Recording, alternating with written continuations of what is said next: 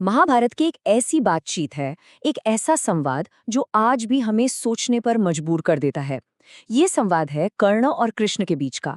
ये सिर्फ एक पुरानी कहानी नहीं है, बल्कि ये इस बात पर एक गहरी चर्चा है कि जब जिंदगी हमारे साथ नाइंसाफी करती है तो सही और गलत क्या होता है।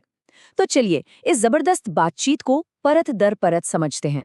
और सवाल यही उठता है जो इस पूरी बातचीत की जड़ है। जब दुनिया आपके साथ नाइंसाफी करे तो सही रास्ते पर बने रहना कितना मुश्किल है या कितना जरूरी। ये एक ऐसा सवाल है जिसका सामना कहीं ना कहीं हम सब अपनी जिंदगी में करते ही हैं। तो चलिए सबसे पहले कर्ण की कहानी को समझते हैं उनके नजरिए से। कृष्ण के सामने खड़े होकर वो सिर्फ एक योद्धा की तरह बात नहीं कर रहे, वो एक ऐसे इंसान की तरह बात कर रहे हैं जिसने जिंदगी भर नाइंसाफी का बोझ उठाया है। आइए उनकी शिकायतों को और उनकी तकलीफ की गहराई को महसूस करने की कोशिश करते हैं। सोचिए, कर्ण की जिंदगी शुरू से ही कितनी मुश्किलों भरी थी। पैदा होते ही अपनी माँ ने उन्हें छोड़ दिया। जब शिक्षा की बारी आई तो गुरु द्रोण ने मना कर दिया, और फिर एक के बाद एक मिले श्रापों ने उनकी ताकत को भी छीन लिया। मतलब हर कदम पर समाज ने उन्हें नकारा, और इसी वजह से उनके मन में न्याय को लेकर एक कड़वाहट भर गई।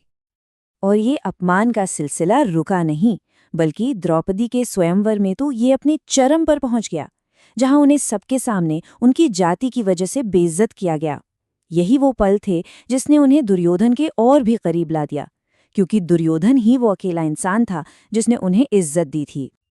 लेकिन शायद सबसे बड़ा, सबसे गहरा जख्म तो उन्हें अपनी ही माँ से मिला।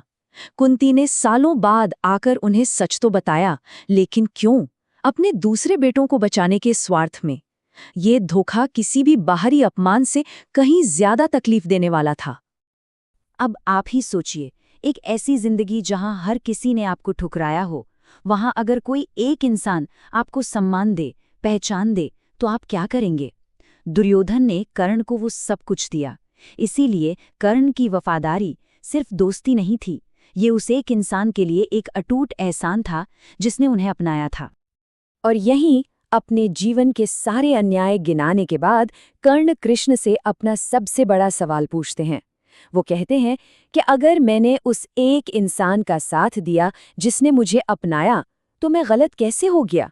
ये सवाल सही और गलत की पूरी परिभाषा को ही हिला देता है। तो कर्ण की ये दर्द भरी दलील सुनने के बाद अब बारी आती है कृष्ण के जवाब की। और उनका जवाब कर्ण की तकलीफ को छोटा नहीं बताता, बल्कि उसे एक बहुत बड़े आईने में दिखाता है, एक यूनिवर्सल सच के सामने रखता है। देखिए, कृष्ण ने कर्ण की तकलीफ को कम नहीं बताया, बिल्कुल नहीं, बल्कि उन्होंने अपनी जिंदगी का आईना कर्ण के सामने रख दिया। उनका जन्म ही एक जेल में हुआ, जहां हर पल मौत का साया था। उन्हें कोई शाही शिक्षा नहीं मिली, और उनकी जिंदगी तो शुरू से ही संघर्षों और खतरों से भरी थी। सिर्फ इतना ही नहीं, कृष्ण ये भी याद दिलाते हैं कि एक लीडर होने के नाते उन्हें अपने लोगों की भलाई के लिए कितने कड़े फैसले लेने पड़े, जिसके लिए उन्हें रणछोड़ यानी कायल तक कहा गया। ये दिखाता है कि सही काम करने के लिए कभी कभी अपनी इज्जत की भी कुर्बानी देनी पड़ती है। और फिर कृष्ण युद्ध में अपनी स्थिति को सामने रखते हैं। वो कहते हैं, कर्ण, अगर दुर्योधन जीता तो तुम्हें बहुत नाम मिलेगा, और अगर धर्मराज जीते तो मुझे क्या मिलेगा? सिर्फ इस युद्ध को कराने का इल्जाम, क्योंकि इस जंग में मेरा अपना कोई फायदा नहीं है। तो इन सारी बातों के बाद कृष्ण इस पूरी बहस को उसके असली मुद्दे पर ले आते हैं। ये इस पूरी चर्चा का दिल है कि आखिर धर्म का असली मतलब क्या है। कृष्ण समझाते हैं कि धर्म वो किसी बाहरी चीज पर निर्भर नहीं करता, वो तो हमारी अपनी अंतरात्मा की आवाज है, हमारा ज़मीर, जो हमेशा जानता है कि सही क्या है। इससे फर्क नहीं पड़ता कि हमारे साथ कितनी नाइंसाफी हुई है। और यही कृष्ण वो बात कहते हैं जो इस पूरी चर्चा का सार है, कि जिंदगी में हुई नाइंसाफी आपको गलत रास्ते पर चलने का लाइसेंस नहीं देती।